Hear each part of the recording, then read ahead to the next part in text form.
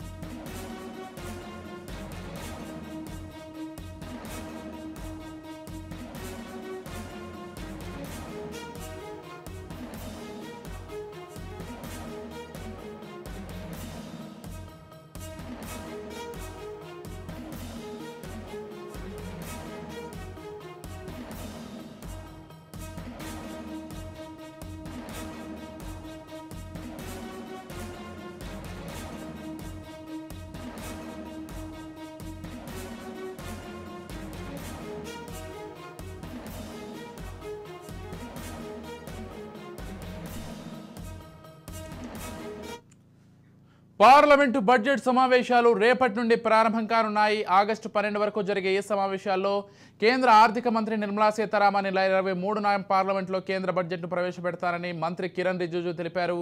Budget సమావేశాల కోసం ఉభయ సభలను సమావేశపరిచే ప్రతిపాదనను రాష్ట్రపతి ద్రౌపది ముర్ము ఆమోదించారు.